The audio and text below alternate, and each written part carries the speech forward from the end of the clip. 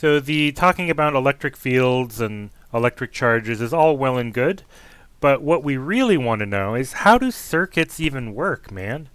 Like, we live in this world of bountiful electronics, and we would like to have at least a cursory understanding of how this all works so that we're not living in a world of black magic. Um, so that's what we're going to talk about today. And you will notice probably that a lot of the way we talk about electricity borrows from our ideas about fluids, which you all studied in 151.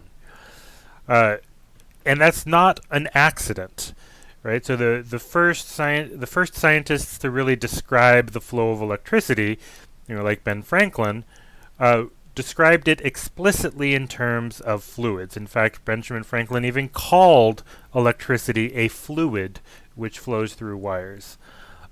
So it's a pretty good analogy, and we're going to lean on it.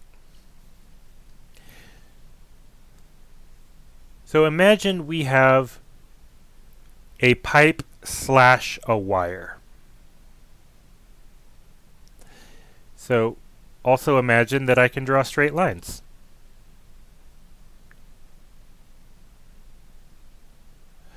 Better than what I can do, so say you're doing just fine. Don't ask me too much of this. So we've got a pipe or a wire or whatever this thing is. If it was a pipe and we were putting water through it, we would have a few things that we would want to talk about. We would want to talk about the water pressure. Right? We would want to talk about the flow rate in maybe like kilograms of water per second. And actually, those are the two main things that we want to talk about with electricity as well. Except instead of pressure, we call it voltage. But voltage serves the same purpose as pressure. It provides an impetus for our charge to move. And instead of a flow rate of water in kilograms per second, we talk about a current of charge in coulombs per second. And of course our voltage is in volts.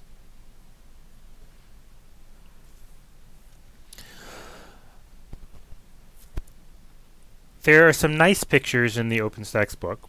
For the interest of time, I'm not going to go over them in too much detail now. In fluids, the characteristics of the pipe that we're shoving water through can determine its flow rate and its pressure. So a thinner pipe will have a higher fluid velocity and a lower pressure, whereas a thicker pipe will have a lower fluid velocity, will have a higher flow rate. So basically the bigger the pipe, the more water you can shove through it at the same pressure. Same thing for electricity, except describing it as a size kind of gets a little fuzzy. Sorry, Elizabeth, I just realized you asked something about chemistry. Do you want to elaborate? Well, that's how electricity works, right? Based on chemistry, based on the flow of electrons. Yes and no. Maybe it's my what's the Bias word? against chemistry. I wouldn't go that far. Okay. But I do look down my nose at it a little bit. Yeah. Like, oh, chemistry. You mean applied physics?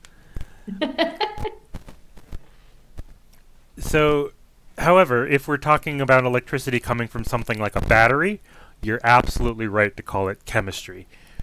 Right? The electrons that are moving around happen because of the redox reactions that are happening inside the battery. So in that case, it's perfectly appropriate to say that electricity comes from chemistry. However, most of our electricity doesn't come from chemical batteries.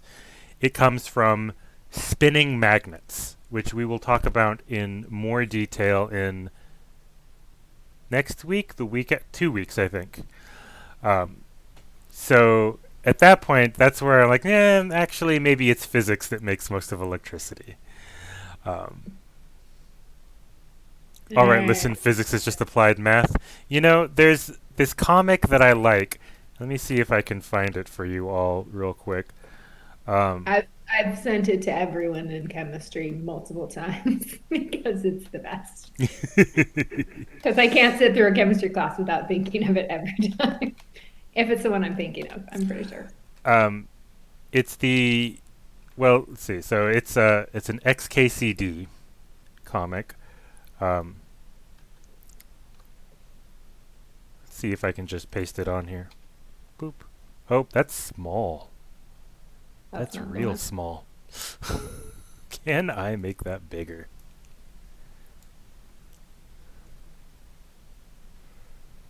Maybe. Well, you know what? We're going to do this a slightly different way. We're going to improvise, adapt, overcome.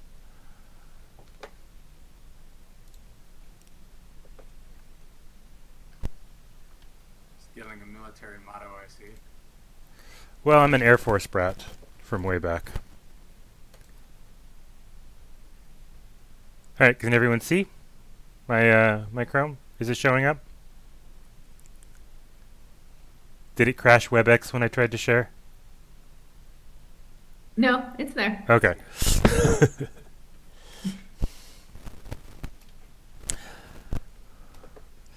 So, you know what? Second from the top ain't bad.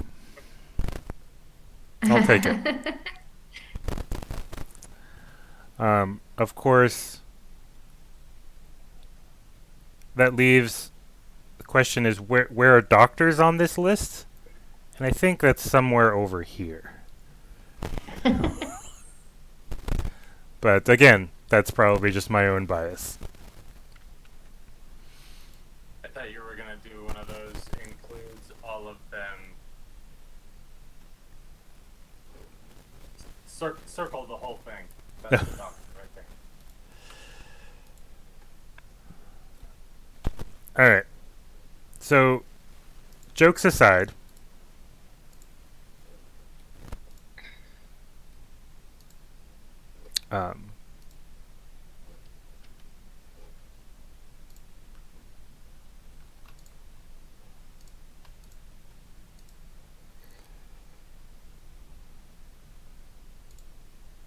okay.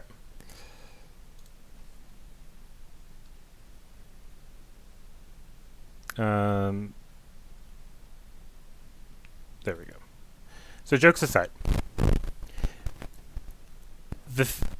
instead of the dimensions of the pipe for water, we talk about the resistance of a wire. So instead of pipe geometry, we talk about resistance. And resistance is kind of a catch-all term. So we have some ideas about resistance, and some of them are based on what we know about fluids. So if we have a larger wire, just a thicker wire, that's going to cause a lower resistance. So we'll put A for cross-sectional area in the denominator. If we have a longer wire, right, that's more space for the charges to travel through, we expect that's going to make it more difficult. So we put the L in the numerator. And then, as we frequently do in physics, we toss in a fudge factor, because not all materials make as good a wire as other materials. So this rho is what we call the resistivity of a material, and then the capital R is the resistance. And don't ask me to say those two 3 times fast. I can't do it. So materials with a very low resistivity produce wires with low resistance, which means it's easy to shove electricity through the wires. So things like silver and copper have the lowest resistivity of all materials, and then things like wood have a very high resistivity. They don't do well as wires. And the size of this resistivity value is directly related to our idea about conductors and insulators from last time. So things that have materials that have a high resistivity value are insulators, and ones that have a low resistivity value are conductors. In fact, even though we normally talk about resistance at this level, at at atomic levels, we're usually talking about conductance rather than resistance. So 1 over the resistance is the conductance.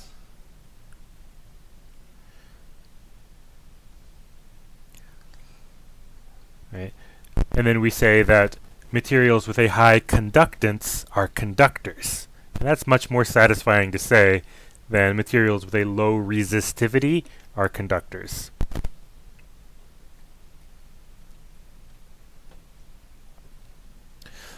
All right. In fact, you're going to have a lab exploring this model of resistance, electrical resistance, by the way, if you haven't had it already.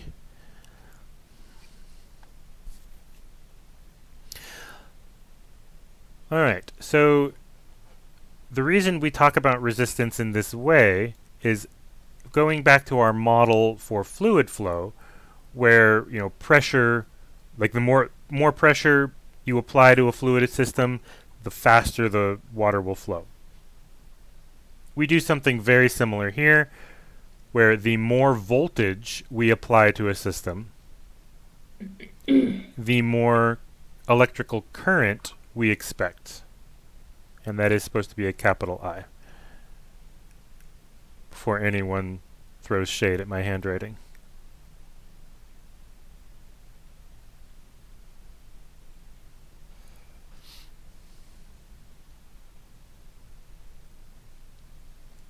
And then resistance just plops right down here. That is our proportionality constant. So physicists kind of love these descriptive laws that have like a single value on the left-hand side and then a product of two things on the right-hand side. Newton's second law is like that. Hooke's law is like that. And this thing is called Ohm's law.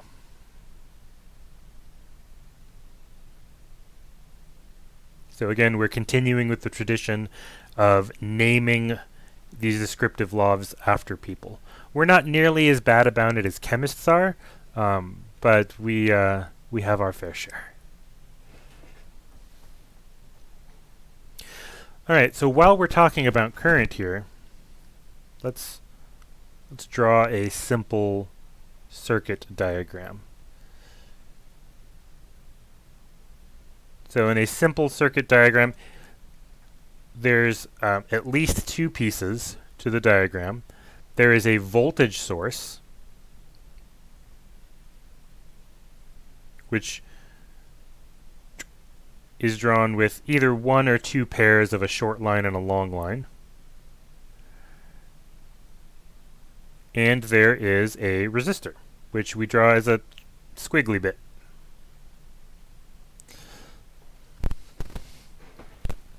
Yes, that's a technical term.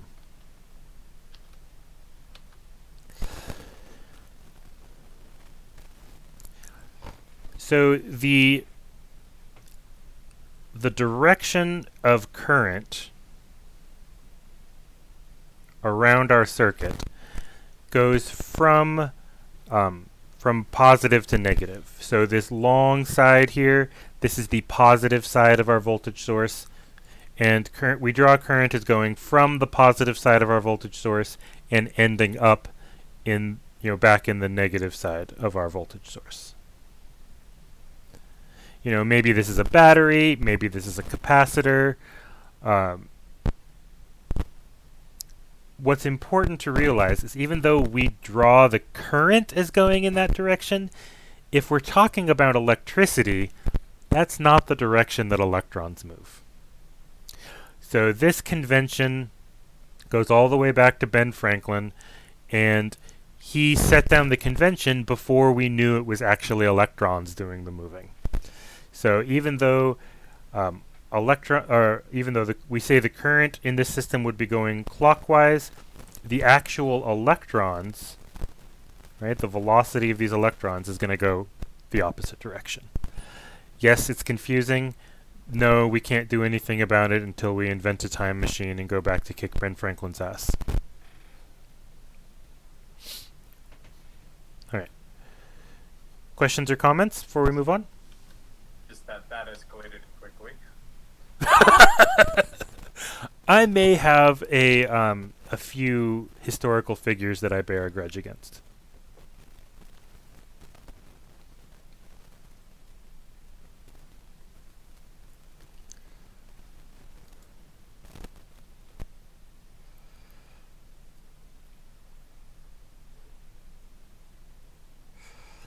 Yes, that is a plus V.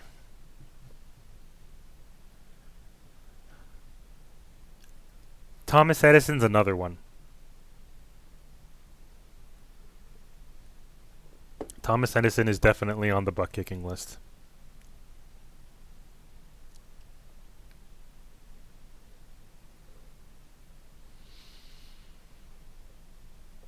All right, so this slide is actually sections 20.1, 20.2, and 20.3.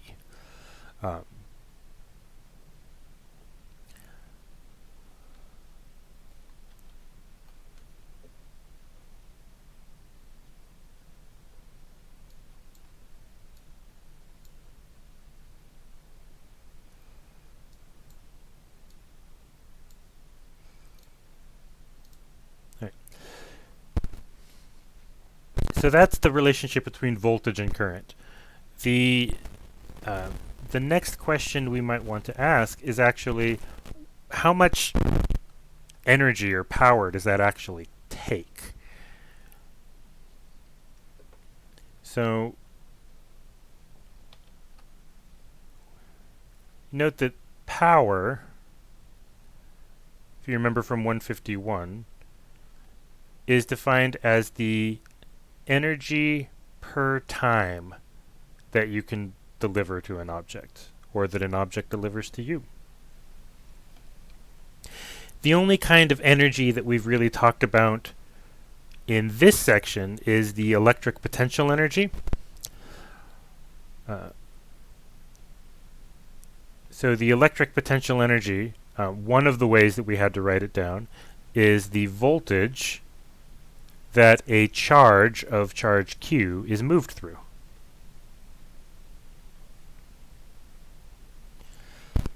So the amount of power that's like eaten up by a circuit, we could write it, like so.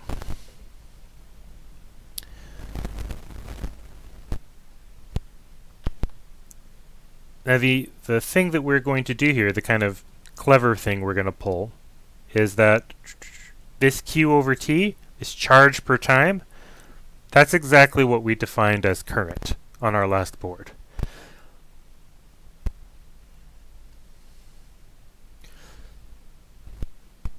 And so that's when we're measuring the power through an electrical circuit. That's usually where we'll start. Now we've got Ohm's law from the last page, which means that we can play some games here with I and V. So if we replace the V with IR, we could also say that the amount of power eaten up by a circuit is equal to the square of the current times the resistance. And if we go the other way, if we replace I by V divided by R, we could say that the amount of power eaten up by a circuit is the square of the voltage divided by the resistance. Which one of these forms we use will depend on what it's convenient to use at the time, and you've got a lab coming up on this exact topic.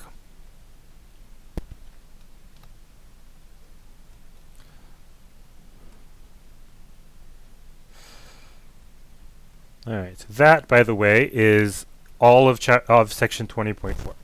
So we're making very good time here. We're going to spend more time on chapter 21, and we're going to go back and cover a couple sections from chapter 19 that we didn't get to last week after the break.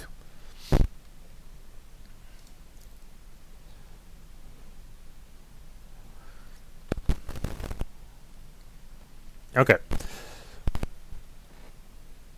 There are two kinds of, I don't know why I'm doing this. I can make new slides for free. There are two kinds of electricity that we differentiate between.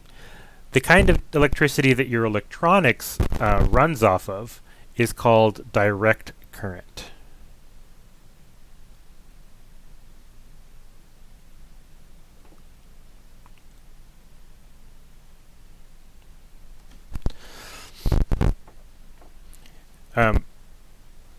When we say direct, if we draw a graph of, say, the voltage of your electricity over time, what we get is just a straight line.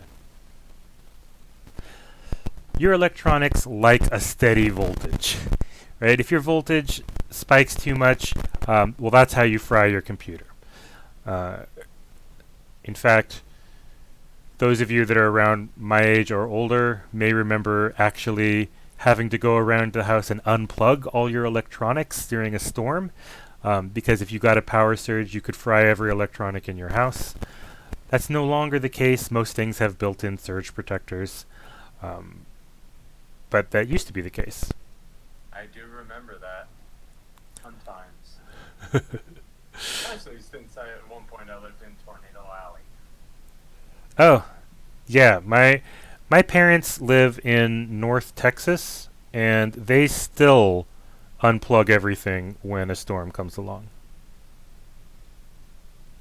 Better safe than sorry? I guess. I think it's more of a ritual for them now.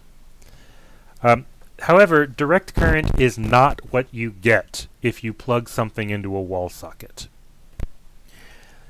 If you plug something into the wall socket, what you're actually getting, something like this.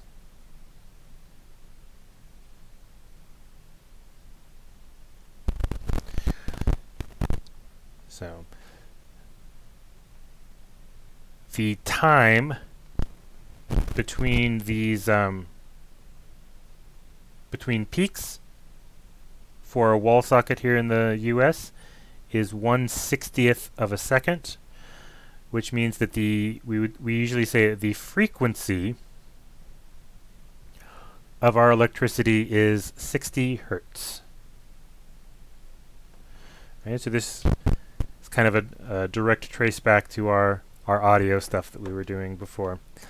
In Europe, it's not 60 hertz, it's 50 hertz.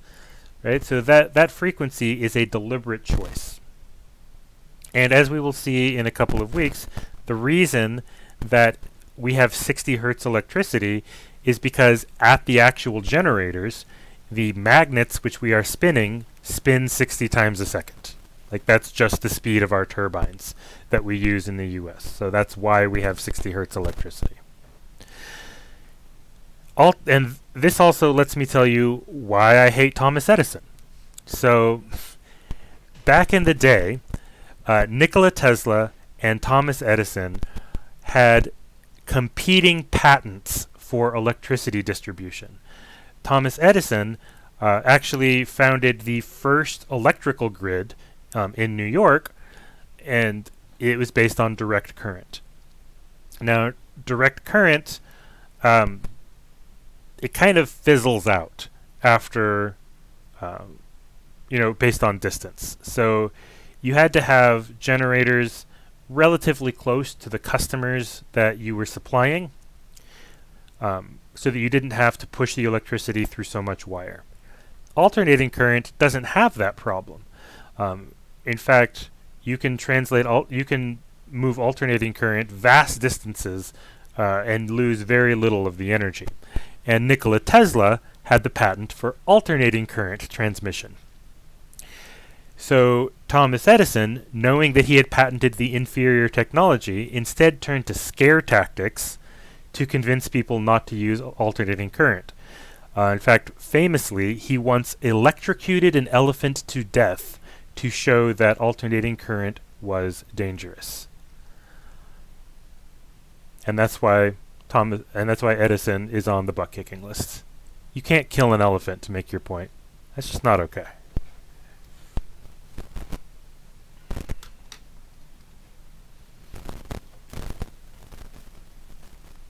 Yeah, he filmed it too, and you can find it on YouTube if you're interested in seeing that. I don't recommend it. So yeah, he did it not privately. He did it in the middle of the city square, filmed it, and distributed it as widely as he could. The time where, to again prove his point, executed someone on the death row using alternating current, and he made sure that they used alternating current. That's true. Of course, that bit backfired because Texas was like, wait a minute, that's a great idea. I mean, I'm being a little facetious, but that's more or less what happened.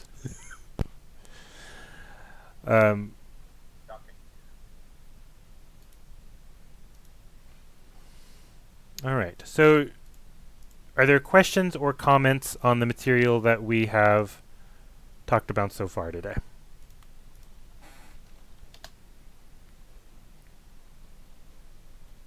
Melanie, I can't believe they showed you that video in middle school. That is messed up.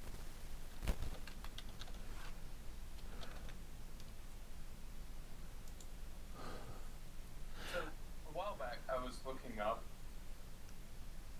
differences on YouTube between direct current and alternating current. And an example was they used the bike chain. They had a starting point as a mark as a starting and end point, and they put a marking on the chain to represent an electron. Spun it, the chain, it showed it going around one end and then coming all the way back around before it finally reached this initial starting point. Alternating current, they basically show it going back and forth. Instead of going all the way around, it just goes back and forth, forth. Instead of going completely around in a circle. Is that more or less accurate, or? It's sort of accurate. So yes, the direction of the voltage and thus the direction of the current in alternating current changes rapidly. But because electrons travel so fast, like the wave travels, so even electrons themselves don't travel too fast, but the wave travels at basically the speed of light in a wire. So even though, yes, that's correct, the wave does almost certainly reach all the way around a circuit before it goes back the other direction all the way around.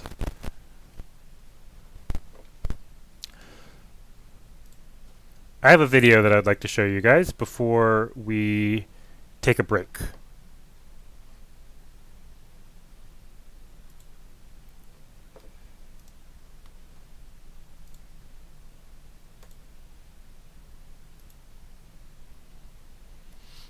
This guy's one of my favorite educational YouTubers. It's only a 4-minute video. Hi, one of the common questions is that what kind of electricity hurts more?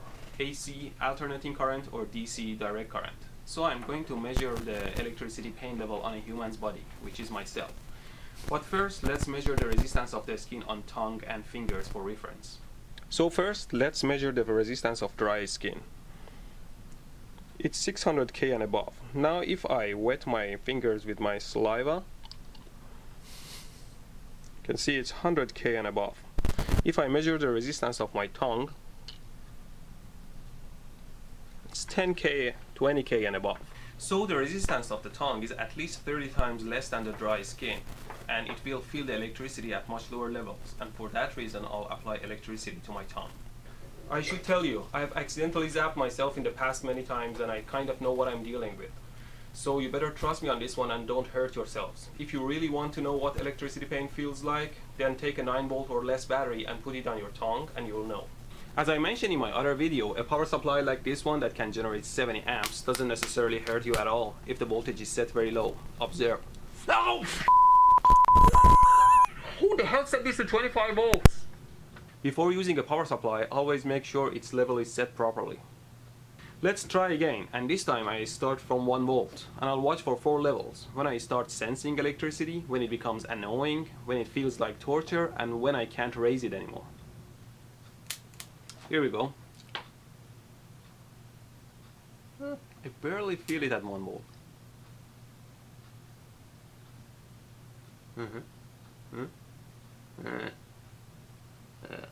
At around 5 volt it's kind of annoying.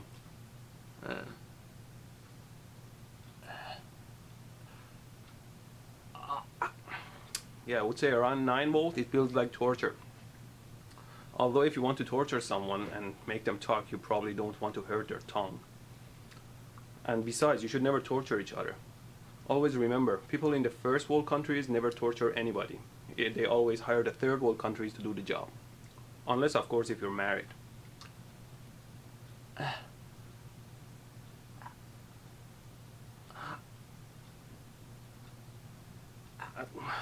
That's it, I can't really go over 12 volts. I should say that women's pain threshold is higher than men, so they should be able to go to higher levels. Now let's try AC. I've heard that human body has some capacitive properties, meaning that it will let AC through easier than DC. So I expect AC to hurt more at lower levels, and also it will hurt more at higher frequencies. But before that, let me show you something. I've set the signal generator to 5 Hz, 7 volt RMS. Let me change the frequency now.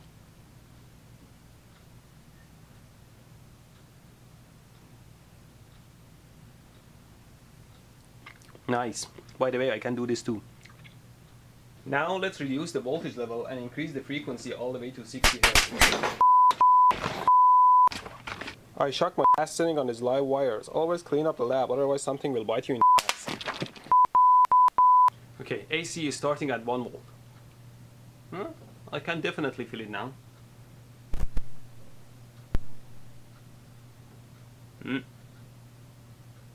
It's quite annoying at 3.5 volts. Oh.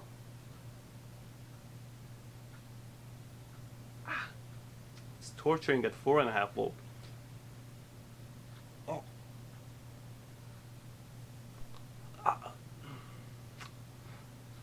That's it, I can't really go over 6.5 volts. So it was confirmed. According to my senses, the AC hurts at RMS levels half of the DC level. Anything for science. Shake it, shake it, shake it, shake it.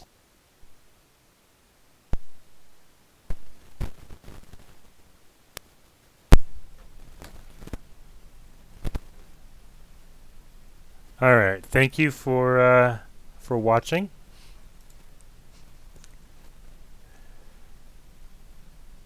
Oh, did I crash? That dude's gonna kill himself. Oh, I always worry about that. He's been making these videos for 10 years now, though, and he's still alive, although he's got a lot more gray hairs.